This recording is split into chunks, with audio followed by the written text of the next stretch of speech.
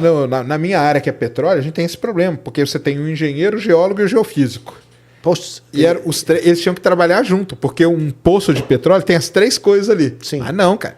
E as maiores... são culturas distintas. São culturas distintas, os caras não se picam. Tem umas partes, umas passagens muito engraçadas. Congresso de integração, que chamava. Na hora do almoço vai o geólogo do mundo. Eu falava, cara, não é possível, cara, eu tô vivendo numa série. Mas você sabe que isso para mim é tão importante, essa integração, que quando eu criei as escolas lá em Macaíba, no Rio Grande do Norte, Sim. uma das ideias era que o refeitório da escola seria o refeitório do Instituto de Pesquisa.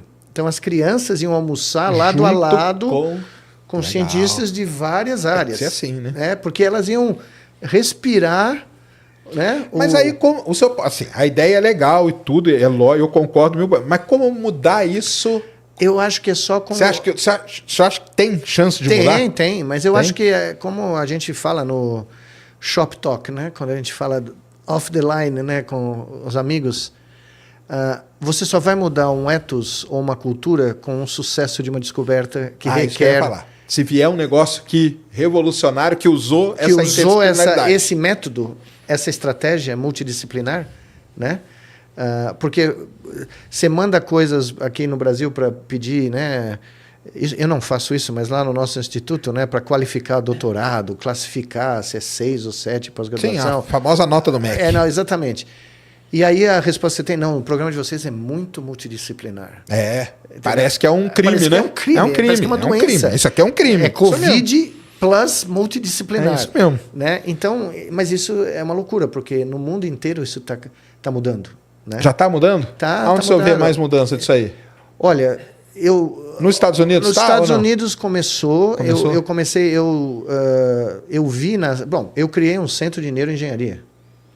A medicina da Duke era aqui, tinha uma rua, tem uma rua, o Research Drive, aqui era engenharia. Ninguém atravessava a rua. Era proibido, devia ter uma barreira aí. Não, você andava nessa calçada, o meu chefe de departamento virou um dia para mim, eu falei, pô, vamos lá. Não, a gente anda nessa calçada. A gente não pisa daquela lá, não. Aí um dia eu atravessei, encontrei um amigo meu, fiz uma amizade muito boa com o Craig Henriques, que infelizmente faleceu ano passado, e falei, Craig, neuro, computação, engenharia, tem tudo a ver. Vamos criar um... Ele falou, bom, nós temos que falar com a nossa Dean aqui, porque ela é uma fera. Eu falei, não, vamos lá. E fui lá. Ela não vai, né? Não, mas demos uma sorte tremenda, porque eu tinha acabado de conseguir um mega grant, né, do NIH, e eu falei para ela, olha, Christine, se a gente entrar nessa área, não tem ninguém. Isso vai ser o primeiro centro de neuroengenharia do mundo.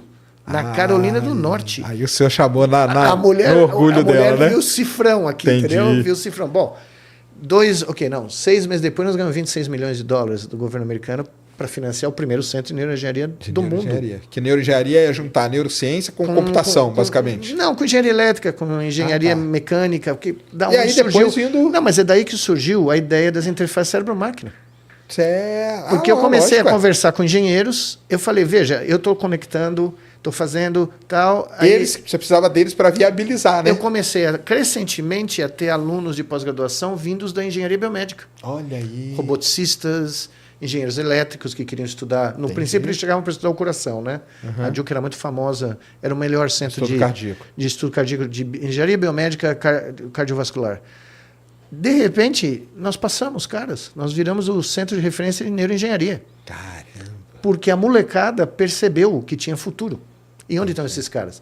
Na Berkeley, na Princeton, na Columbia, né? Por quê? Porque eles foram a primeira geração de uma área que não existia, que foi a fusão de múltiplas áreas. Entendi. Né? Então... E aí esse centro que o senhor criou, esse sucesso aí, acaba refletindo até em outras áreas dentro da própria universidade? Sem dúvida. Aí o cara de uma área fala assim, por que a gente não juntaria a biologia com o cara, sei lá, da outra? Muito pior. Eu comecei a ser convidado para as reuniões de sexta-feira do Departamento de Filosofia. Caramba! Porque os filósofos chegaram para mim, o que significa conectar um cérebro com uma máquina em tempo real e fechar o loop? É um novo organismo? É uma simbiose? Vai ter consciência? Vai ter consciência. Não, e o pior é que eu tinha, um ano depois dessa conversa que eu acabei de escrever, eu publiquei um trabalho mostrando que o braço robótico que a macaquinha tinha aprendido a controlar só com a mente tinha sido incorporado pelo cérebro como se fosse uma extensão do corpo dela. Sim. Tinha neurônios devotados ao braço robótico. Para o braço robótico. Caramba. Aí os filósofos ficaram pirados, né? E o chairman da filosofia, o professor Flanagan, se não me engano, Flanagan, chegou para mim e falou: não, nós vamos ter que criar o nosso grupo de neurofisiologia, filosofia. E nós nos reuníamos... Aí começou a espalhar essa ideia. É sensacional. Nós nos reuníamos na sexta-feira à noite no departamento de filosofia, do outro lado da cidade, porque o campus era separado, para falar coisas, as mais barbaridades possíveis. Eu ouvi coisas do Arco da Velha, mas era sensacional, porque não tinha nota, não tinha que escrever grant, não tinha que publicar. E eram ideias, né? E várias das ideias de lá viraram áreas de pesquisa, em filosofia e em neurociência. Olha tá? aí.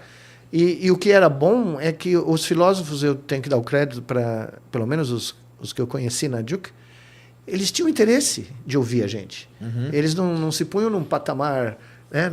Então, porque esse é o problema que eu estava pensando que eu ia falar, porque a gente sabe, eu falo isso aqui sempre, que o cientista é o ser no universo inteiro. Você não vai achar que tem o ego mais inflado de todos. Nossa, eu já encontrei...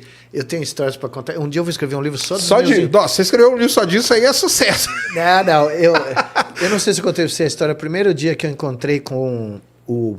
Imagina, eu tinha estudado no livro do cara. Professor Vernon Mountcastle. Olha o nome do cara. O cara era aristocrata, descendente das famílias aristocratas da Virgínia. Tá? Esse cara, na Sociedade de Neurociência, o rumor era o seguinte: você é um postdoc, grad student, tá? Aluno de pós-graduação. Se ele viesse no seu pôster e falasse isso aqui não serve para nada, sua carreira terminava ali. Porque ele vinha a corte atrás para ouvir... A galera da grana. Não, ele era o cara que... Ele tinha feito coisas muito interessantes no final dos anos 50, nos anos 60. Ele era tido como uma autoridade. É isso, ele era o cardeal. Tá. Só faltava os caras carregando a capa dele. A capa vermelha de cardeal. Entendi. Então ele vinha indo de pôster em pôster e as pessoas vinham anotando para ver qual era a opinião dele. Ah, isso aqui serve, não, isso aqui não serve, isso aqui... Porque, veja, como ele brincou comigo uma vez, depois eu fiquei amigo dele. Porque eu descobri que ele era meu bisavô científico. Ele tinha orientado o orientador do meu orientador. Entendi. Tá, um argentino, Miguel Covian. Mas foi um acidente que eu descobri isso. Na sala dele eu descobri por acaso isso, porque ele tinha um retrato do... Aí você falou, o professor Covian. Ele foi para Ribeirão Preto, orientou meu orientador. Falou, você conhece Miguel Covian? Falei, eu não conheci pessoalmente, mas ele foi, né? Aí ele me tratou como membro da família a partir de então. Aí vira, né? A linhagem, né? Não, mas o meu primeiro encontro com ele foi sensacional. Eu tinha acabado de publicar o primeiro trabalho com 26 neurônios registrados nos ratinhos, na Nature. Né, eu era postdoc, 93. Tinha acabado de publicar um trabalho, foi um auê, porque era o primeiro rato desperto andando, 26 neurônios registrados simultaneamente. E esse cara registrou durante 40 anos um neurônio de cada vez. Então, um paper dele, isso anos depois, né? Mas um paper dele que tinha 600, 800 neurônios, que levava meses, anos para ele coletar, porque ele estava presente no laboratório em cada neurônio que era registrado. Se ele tinha que ir no banheiro ou no meio do experimento, parava tudo. Para o experimento. Ele não aceitava o registro do neurônio do pós-doc dele se ele não tivesse presente para validar que era um neurônio e que a coisa tinha sido feita certa. Tá? É verdade isso. Pois bem, ele tinha papers com 900 neurônios, 1000. Eu conseguia isso em uma semana. Às vezes, mais tarde, eu conseguia em um dia. O que levava meses. O trabalho do senhor meio que colocou o dele no... Não, mas ele chega para mim na primeira vez, em 93, eu tô lá, né? Brasileiro, pós-doc, 30 mil cientistas. Não estava nem conseguindo me orientar direito de tanta gente, né? E o nosso era o primeiro paper com esse número de neurônios que, na época, era... Era o que tinha, era né? O que tinha. Não, só que ele tinha registrado a vida inteira um neurônio de cada vez, tá? Aí ele chega assim para mim... E toda a enturragem atrás dele, né? E, claro, palmeirense, espírito de porco, não leva desaforo para casa. Professor Vernon, e todo mundo usa o crachá, né? Uhum. Quando eu olhei e vi o crachá, eu falei, meu Deus, Deus está vindo, Zeus está vindo.